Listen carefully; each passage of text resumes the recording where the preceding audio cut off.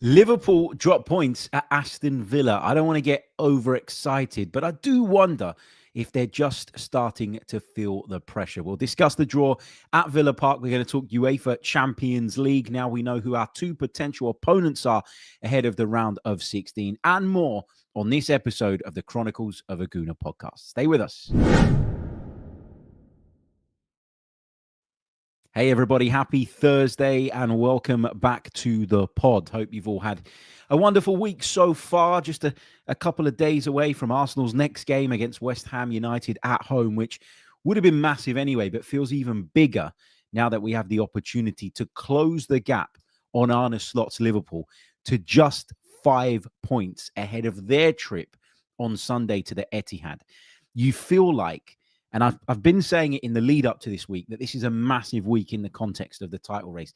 If Arsenal could make up further ground, if Arsenal could just close that gap a little bit more on Liverpool and just apply that little bit more pressure, I think it could make the world of difference. And I've sort of been scrolling through social media since last night's results, and I've seen a fair few Liverpool fans. I'm not going to sit here and highlight individuals' tweets and call people out or anything like that. I don't want to do any of that, but I have seen a few tweets to the effect of, bloody hell, Liverpool, we really are giving them some hope, aren't we?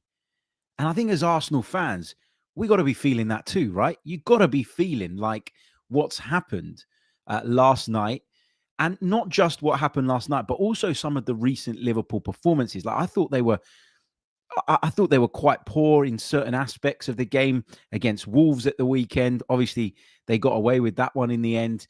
But you look at some of their recent performances, you look at some of the noise that's around them at the minute, you look at the way teams are approaching games against them. It feels like people go into games now believing they can hurt Liverpool rather than sort of sitting off them constantly and just essentially waiting to get beat. So, look, there's a lot of reasons to believe that this is very much still on without getting carried away. That's the key point here. Don't get carried away. I'm certainly not getting carried away. I know the reality of the situation. I know that despite what happened last night, I know we've played a game less, but Liverpool, at the end of the day, still have an 8-point lead over us.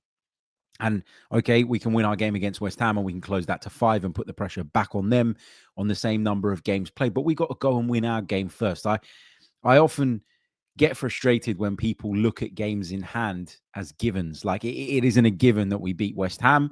It isn't a given that we get the result that we need against Nottingham Forest in midweek. You know, we've got a lot of work to do. And because of how depleted our team is right now, because of the lack of options in attack, every game concerns me right now. You know, we went up to Leicester and okay, we got what we needed in the end. But for large periods of that game, the performance was way off the level that it needs to be. Way off of it. People will argue, well, the best teams grind it out and that's a sign of champions and all that. We've heard all that stuff before. But ultimately, you know, we've got to be good enough to take advantage of any slip-ups that Arne Slot's side might suffer over the coming weeks. If we're not good enough, then it doesn't really matter. So let's not go overboard on Liverpool dropping points, but we're going to discuss that in a little bit more detail as the show goes on. Lots of people in the live chat, which is great to see as well. Thank you all so much for joining me. Remember, if you're watching us on video, please leave a like. If you're with us on YouTube, make sure you're subscribed to the channel. If not, and you're listening to us on audio, please do leave us a review. That really, really does help, as I've explained before. And I really, really appreciate the love and the support. I'll tell you a little bit about my kind of experience of the Liverpool game last night because it was weird. That's all I'll kind of say for now. We'll revisit that in a bit, but let's talk about what happened last night in the Champions League because that obviously has big implications for the Gunners as well. I did promise you guys, I did say, didn't I, on the last pod that I was going to go live last night, late at night. And I promise you that was my intention. I promise you that was my plan. But I was just so knackered. I was just so tired. Like I just thought, I'm just going to sit there. I'm going to mess up my words. I'm not really going to be able to convey the points that I want to in the right way. And so let's do it tomorrow when we're fresh, when we're ready to go again. Last night was an interesting night for me. My little boy, who is 6 years old, massive Arsenal fan, always banging on about the Arsenal, won't wear anything other than an Arsenal kit, etc., etc. But I've just noticed something in the last few days that's concerning me a little bit. he seems to be quite interested in Kylian Mbappe and Real Madrid. Now, listen, when you're a kid and, you see these players coming up on YouTube, or you see these kids, being the focus of the video games that you play, etc., etc., it's understandable, right? But he was desperate last night, desperate to watch Real Madrid against Manchester City. And he doesn't really understand yet that, the Liverpool game and their trip to Aston Villa actually has implications on Arsenal. I don't think he's quite grasped that yet, but he was desperate to watch Real Madrid against Manchester City last night. And so he ended up staying up with me. It's half term. So I thought, what's the problem? If he goes bed a couple of hours later, he can just wake up a couple of hours later. Obviously, that's not how it goes. And he still wakes you up at the crack of dawn. But yeah, I sat down and watched the game with him, and I did have an intention of doing the show last night. I even created a thumbnail in advance, but we both fell asleep on the couch and had to be woken up and told to go to bed at like 11:30, 12 o'clock, or whatever the hell it was. So that's why it didn't happen. So apologies for that. But I did get to watch the football before I went off into snooze land. And I do want to start off by talking about the Champions League, because it's a really, really disappointing night, really, really disappointing week for the Serie A clubs, which I've got to say I didn't see coming. Juve and Milan both dumped out by the Dutch duo of PSV Eindhoven and Feyenoord. And of course, we will now face one of those two teams. Atalanta went out as well on Tuesday night, and Ademola Lookman, who I think is a player that a lot of Arsenal fans have sort of discussed recently, is at the center of a bit of a storm at the moment when it comes to the Bergamo-based club. He, of course, took a penalty in the game, missed the penalty. Gasperini came out afterwards and was quite critical of him. He said he's the worst penalty taker I've ever seen. He was not the allocated penalty taker. The next day, Ademola Lookman comes out and says, I can't believe I've been singled out like this, blah, blah, blah. It's just a whole shitstorm. Listen, I think Ademola Lookman was probably going to leave Atalanta in the summer anyway. I think they see him as one of their most sellable assets, given the way he sort of really kind of made his mark on the European stage last season, and has obviously followed that up with another decent campaign this time around. So I think he was probably going to move anyway, but this kind of confirms it, doesn't it? So if you are one of those Arsenal fans that believes that Ademola Lookman would be a great fit for us, well, the likelihood of us being able to get him at a much more reasonable price, I think, increased, because now that there's an issue between Lookman and Gasperini, that causes the football club a problem, is what I wanted to say. So yeah, we'll see. We'll see how that develops. We'll see how that goes. We'll see if that opens a door and a potential opportunity for us over the course of the next few months. But yeah, so it's either PSV or Feyenoord in the next round for us. Now, interestingly, Feyenoord are close to appointing Robin van Persie as their new head coach, which will set up a potentially very, very interesting reunion. How do I feel about him now? Sort of nearly 13 years on. It's mad to think that 13 years ago it was when he made that painful transfer to Manchester United. Well, look, at the time, I was livid. At the time, I was probably one of the people jeering Robin van Persie the loudest when I was in that North Bank end of the Emirates Stadium, and that day he returned. I would have been really annoyed, really upset, really angry. And I'll explain a little bit about why. So I guess at the time, for me, Robin van Persie was one of the hottest strikers in Europe. There was no doubt about that. And Arsenal was struggling a little bit, and it felt like Robin van Persie was carrying us on his shoulders. We've been through periods before where we've had certain individual players that have been so good that they've sort of carried us, that they've been our guy, the guy that we look to, the talisman, etc., etc. And Robin van Persie was that for a bit. But that came after Arsene Wenger took a massive gamble on Robin van Persie, because there was an ongoing, I don't know if it was a legal case, I can't remember now, but there was certainly an accusation made against Robin van Persie at the time that Arsenal brought him in, and Arsene Wenger took a gamble in that sense. He also showed incredible loyalty and faith to the player and trust in the player, who for a long, long time was injured and unavailable and not able to kind of service what the manager was looking for. And we've been having conversations this week about Takahiro Tomiyasu and how his injury problems mean that maybe moving forward as a manager, you probably can't afford to place your faith and trust in him when it comes to squad building or thinking about squad depth. And so this is kind of good timing with this Van Persie stuff, because I think despite all the problems he had, Arsene Wenger always recognized his talent and showed incredible loyalty to him. Then he goes and joins Manchester United. Now, I don't know about you guys. I guess it depends on what age group you are and kind of the period in which you grew up in. But for me, as an Arsenal fan that really started to get into it in sort of, I would say, 97-ish, I would say back end of 96, 97, fell in love with the team, fell in love with the club. My dad kind of steered me in a direction, and there was no choice really, if I'm being completely brutally honest. But I fell in love straight away because I got to watch Wenger's side go on and win the double. We were something different. We were breaking the mold in English football. Foreign players coming in, bringing a little bit of va-va-voom, the je ne sais quoi, something different to what everybody else was doing.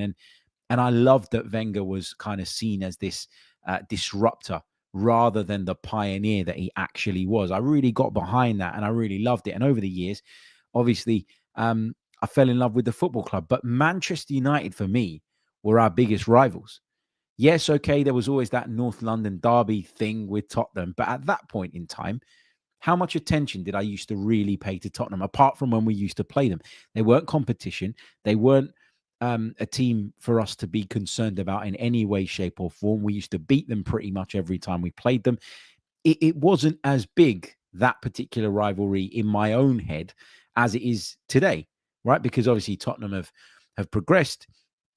For a long time, we were battling it out with them for Champions League qualification, etc., etc. But I grew up in the height of the Arsenal-Manchester United rivalry, is where I'm going with this. So to see somebody who I admired so much, who I rated so much, who I knew at the time was of huge, huge importance to Arsenal Football Club, going and joining them, that was tough to take. And anger probably took over, and that was why I was, and I'll say it, jeering him a lot when he came back to the Emirates Stadium in a Manchester United shirt. But what I will say is that over the years that were to follow, and you never want to go against your club, right? You never want to do that. That's not what your instinct tells you to do. But sometimes with hindsight and when the emotion passes a little bit, I think you can look at stuff with a sort of clearer head and through a clearer lens. And I certainly did that in the years to come when Arsenal's situation worsened, when Arsenal were not investing in the way that they needed to be because they were, having to pay off the stadium debt. When we had all that stuff going on upstairs, Kroenke versus Usmanov, etc., who's going to take full control of the club? I don't want to put money in because I don't want to drive the share price up, which will make it harder for me to buy you out. That was kind of the sort of the battle that those two parties were fighting at the top of our football club. And that contributed too to a lack of investment, a lack of direction, a willingness on the club's part to sell key players that I think were massive in terms of keeping us competitive. And Arsene Wenger, when you look back on it with hindsight, did a wonderful job of, for a long time, keeping us in that top four, keeping us competitive in that department while losing key players all the time. But now that I look back on this whole situation, I look back at Van Persie's decision. He says that there was no contract on the table. He says that they never made him feel like he wanted to stay. And he says that he felt there was a lack of ambition at the time, and that if he was going to go on and achieve what he wanted to achieve in his career, which was to go on and win a Premier League title, he needed to go elsewhere. And so I'm not saying I forgive it, because I think as a fan, you have every right to feel hurt when a player that your club has put so much trust and faith in decides to jump ship and join a rival. I think you've always got a right to feel, a horrible taste in your mouth, etc., after that. But I kind of get it because I now have the benefit of seeing what went on in the years to follow. Doesn't mean I forgive him. Doesn't mean I'll be jumping up and down at the thought of Robin Van Persie returning to the Emirates Stadium. No. But my ill feeling towards him, which did, take over at that point in time. And if you're talking, nearly 13 years ago, I am 34 years old now. So you're talking about 21-year-old me, who was far less mature, far less able to see the nuance of things. I had some growing up to do as well. So my anger at the time, I don't think necessarily reflects, what I feel now. I still don't like it. I still would have preferred that he didn't go to Manchester United. But I guess having won the Premier League, he kind of justified that move, didn't he? At least for his own kind of reasons. And yeah, not over it clearly, because I'm talking about it like this is a therapy session, and I'm sort of, talking about my demons and all the rest of it. But I don't feel as strongly about it now, 13 years later, nearly 13 years later, as I did then. And I think if I did, that would be really, really unhealthy. So, yeah, that's where I'm at on the Robin Van Persie thing. Who would I prefer to play in terms of those two teams? Honestly, I think we should be favourites against either one of them. But they are dangerous sides, as we've seen. PSV are a team that we've played not that long ago, so we've probably got a bit of a greater understanding of and a greater knowledge of. But Feyenoord are a side for me that always seem to generate this incredible atmosphere at home. And so if we're talking about purely the away game, I think I'd worry about going to Feyenoord a little bit more than I would worry about going to PSV Eindhoven. But they're both tricky opponents, difficult opponents. They're sides who overcome teams that nobody, I don't think, really expected them to beat in this playoff round. Juve and Milan were the two sides that, of course, fell foul to the Dutch duo. But yeah, we'll see. I don't mind which one we get. I don't mind who we come up against. It's not like I have a massive preference one way or the other. But I think, we should be favourites going into either of those two ties. And so our chances, I would say, of getting to the quarterfinals again seem pretty strong, which is a good place to be. The draw, of course, for the round of 16 is on Friday morning. Myself and Mike Stavrou will bring you the West Ham preview podcast live shortly after its conclusion. And we'll be reacting to that draw too. So lots more to come on this and around that over the course of the next few days. Right, let's take some of your comments, some of your thoughts from the live chat on what we've been discussing, and then we'll move on to discuss what happened at Villa Park in a lot more detail. Just a quick reminder before we do that, leave a like on the video, subscribe to the channel if you haven't done so already. In fact, let's check in where we're at on likes at this present moment, because likes are what makes the world go round on YouTube. I'm told reliably by some far more successful YouTubers than myself. We've only got 35 likes on the board, guys. There's hundreds of you watching, so there's no reason why we shouldn't have at least 100. Come on. Like. It doesn't cost a thing. It really, really helps us. Subscribe to the channel as well if you're new. And if you're listening on audio, please do leave us a review. Okay, let's move on. Let's talk through some of your comments on the subject we've just been discussing. Okay, so Fortis Guna says, I don't hate on Robin Van Persie anymore because the club never helped the situation. They only PR to make themselves look good all the time.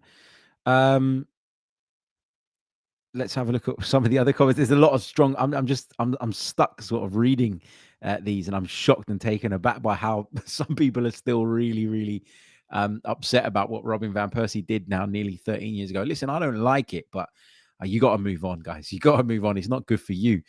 Tom says, I'm happy with facing the Dutch teams. They like to play ball, so it's great for us because we struggle more so against defensive teams like the Italian ones. It's a good point. I think stylistically, a tie against the Dutch side probably suits us a little bit more than had we played Juve, who would have set up in a very not negative, because I don't think that's fair to say about Thiago Motta's iteration of Juventus, but a side that would have certainly been focused on shutting us down just as much as trying to do their own things in attack as well. Ryan Harris says, why do Arsenal fans think Robin Van Persie betrayed them by joining a bigger club, yet love Sol Campbell for doing the same? Well, you can make the case that Robin Van Persie left for a bigger club, and you can make the case that he was right to do so because he went on to win the Premier League title. But The jump up from Spurs to Arsenal is much bigger than the jump up was from, particularly at the time that Sol Campbell done it, to the jump up from Arsenal to Manchester United. That is undeniable. That's why Arsenal fans feel the way they did. It's not like he joined a club that was in a completely different stratosphere to us. Had he gone to Real Madrid or Barcelona, I don't think anyone would have begrudged him. But he went to Manchester United, a club who we had a really strong rivalry with, and it was difficult. Adejo says, can't blame him, to be honest, because at the end of the day, he's a professional and has one career. I can't blame the club. Ade says, I don't think I can forgive when we kept him for years, even when he was so injury prone. And in his second season being fully fit, he dips. It did feel like very soon after he started to kind of find his feet and perform in the way that we knew he was capable of, he was off. But that also coincided with the team not being competitive enough, I don't think. And as a lot of people have kind of alluded to in the comments, I think we as a football club have a lot of responsibility for that as well. So yeah, I'll kind of leave the Van Persie discussion at that.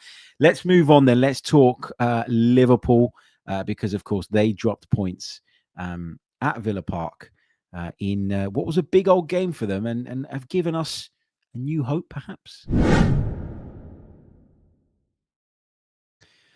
Okay, so Liverpool drew 2-2 at Aston Villa last night. Liverpool took the lead before Villa turned the game around. But of course, a goal late, not late, but in the second half, I should say, from Trent Alexander-Arnold saw them draw level. Neither side, however, was able to go on and win the game. Now, my experience of this game last night was really weird. Obviously, for those of you that were following along last night and trying to follow this simultaneously with the UEFA Champions League, we had quite the experience, didn't we? Because we had, first of all, we had Liverpool Villa kicking off at 7:30, whereas the Champions League game, the Real Madrid Manchester City one, which is where my focus was as far as the Champions League was concerned, that was on at 8 o'clock. So we had the first half an hour of the Liverpool Villa game that we could watch without worrying about what was going on elsewhere. And so my plan was watch the first half an hour, and then if it's still finely poised and finely balanced, what I'll do is I'll open up my laptop and I'll put the Real Madrid City game on there. And then obviously when it's halftime of Villa Liverpool, I'll watch some of the City Real Madrid game. And, I'll just basically fill in the gaps with whichever game was going on. That's what my plan was. Sat down to watch the game and I thought, this is an interesting start.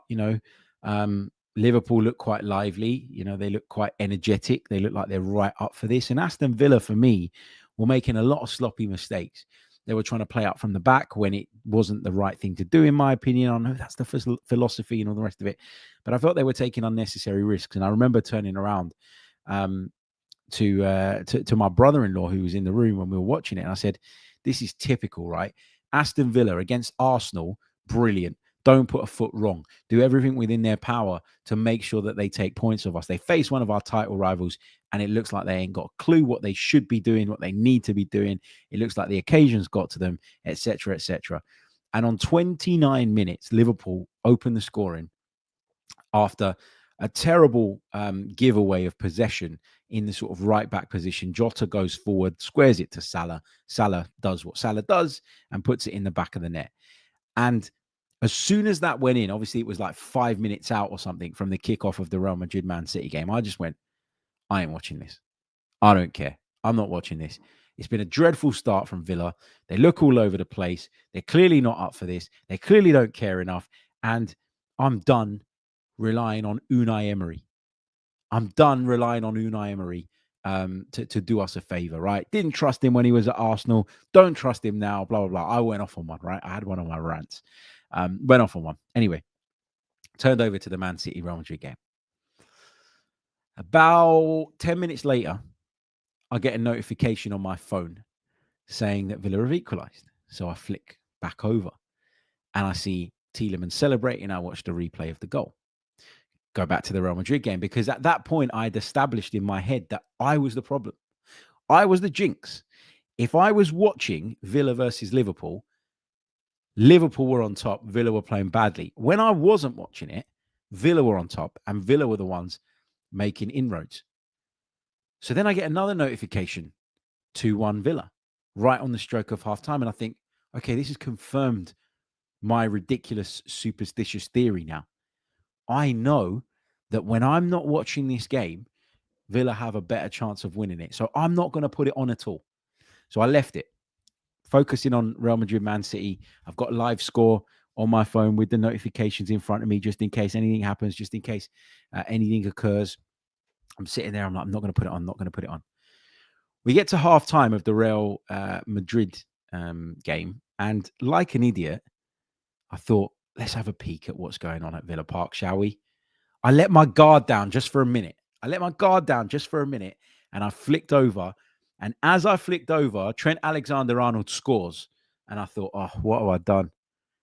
So then I spend the rest of the evening beating myself up about it, because I'm thinking, if I didn't flick it over to see what was happening during halftime of Real Madrid, Manchester City, Trent Alexander-Arnold doesn't score. So then I make the decision that I'm not going to watch another second of this football match. It's 2-2. I'd have preferred that they lost, but I'm going to leave it. I'm not going to touch it. I'm not going to watch it. I'm not going to go over there whatsoever. So that's what I did.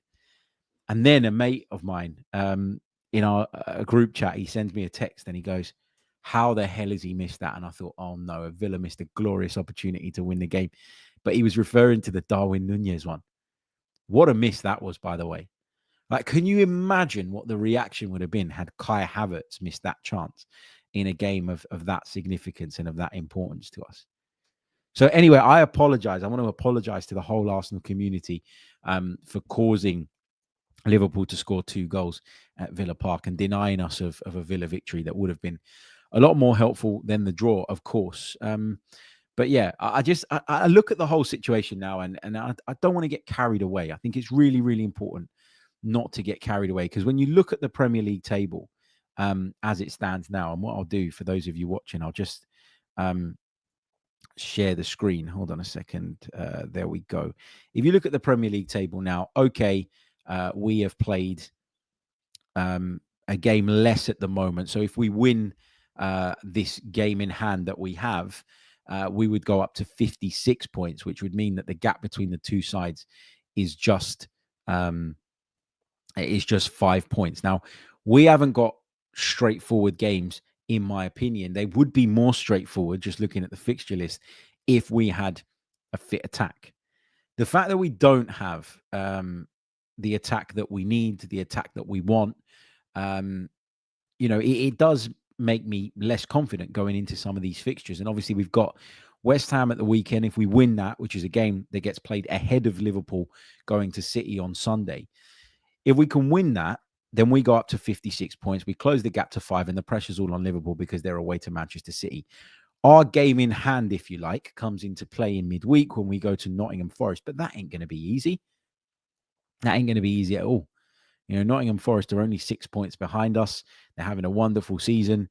I think that for me, the City ground is one of the most atmospheric places in the Premier League. I love visiting it. I think it's a wonderful place to watch football, but I'm under no illusions it's going to be a really, really difficult game. We had a difficult game there last season, and, we had key players available. We made a few changes. I remember Emile Smith-Rowe started that day, which was very, very rare, but generally we had most of our big players available to us. Whereas this time we don't have that. And our approach is going to have to be different. It's going to have to be adjusted. Hopefully we can still get the desired result, though, come the end of the day. But you look at that now. Don't get carried away. Don't get ahead of yourself. We've got to do the business in our games for any of it to matter. But when you consider that they play City away, followed by Newcastle at home, there is potential that Liverpool, in their current run of form, could drop more points. And if they do, I'll tell you what, as long as we take advantage of our situation, we are right in this. They have given us a new hope. I don't want to get carried away. I don't want to go overboard. I keep saying that because I think that's really, really important. But just listening to some of the stuff that's come out since their draw last night, you heard Virgil van Dijk almost say credit to Arsenal in his post-match interview. Was it just a slip of the tongue, or are we living rent-free in his mind? I mean, it probably was just a slip of the tongue, but I would like to take it as though we are living rent-free in Liverpool's heads and the pressure is starting to get to them. I also think it's really, really interesting to be in this position because we've been the ones over the last couple of years that have been the hunted rather than the hunter. And I think it's a very, very different mindset. And I just wonder if this mindset, if this position that we find ourselves in, where the pressure's all on Liverpool, might just suit us a little bit better. I did hear Robbie Fowler on TNT Sports yesterday talking ahead of the game. Robbie Fowler, ex-Liverpool striker. For those of you that are too young to remember, he was a fantastic talent. But he was like, oh, no, there's no pressure on Liverpool. The pressure's all on Arsenal. You know, they're the ones that need to make up points. Liverpool weren't expected to compete this season under Arne Slot, blah, blah, blah. Hold on a minute. Hit the brakes for a second, okay?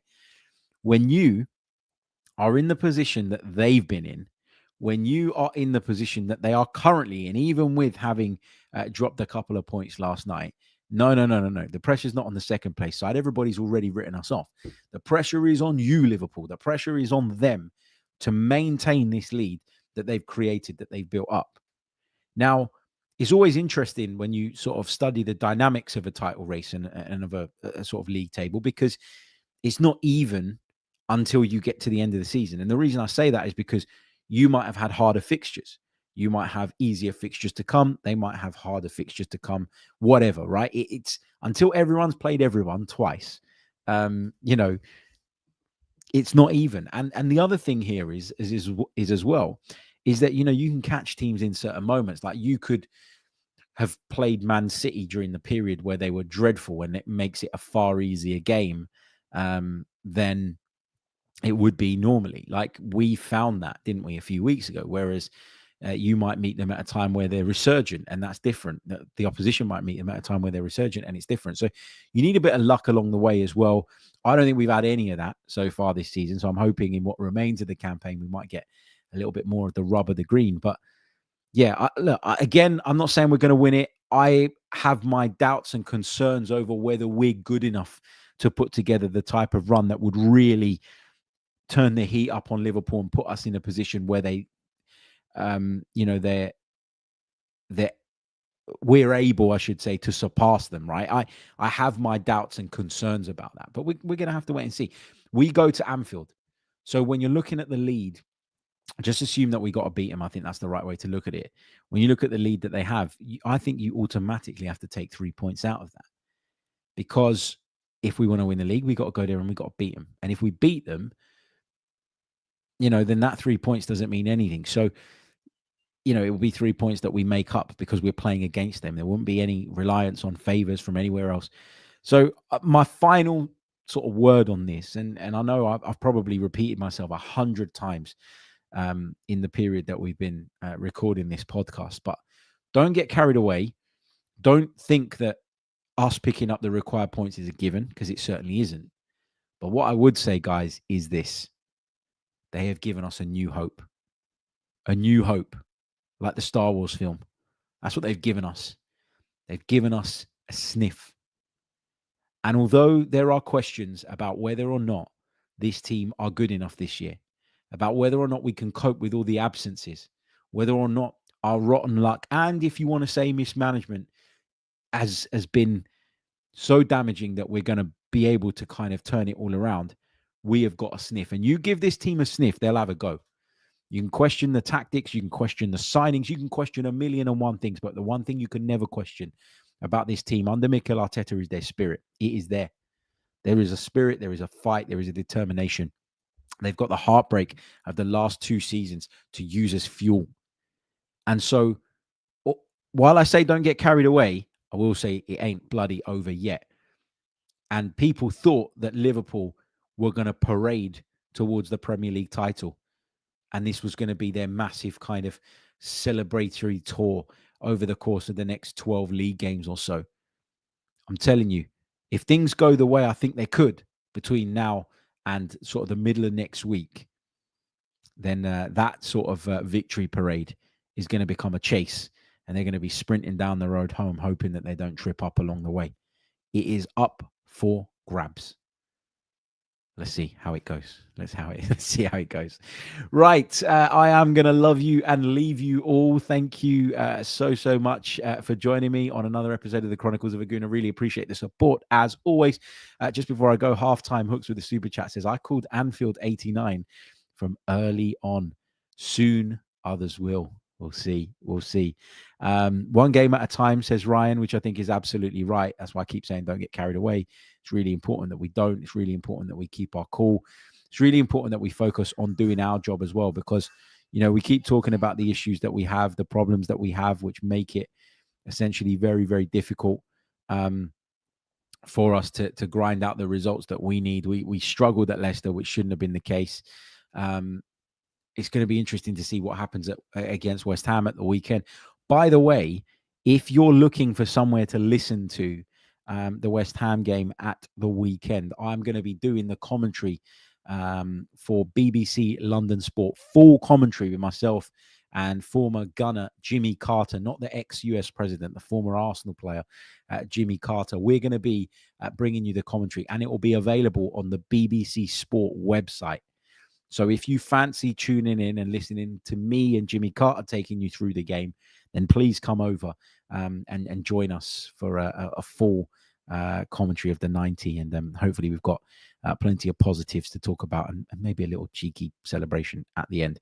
But yeah, anyway, one game at a time. Let's see how it goes. Thank you so much for joining me as always. And I will see you all very, very soon. Until the next one, take care of yourselves and have a great day. Goodbye.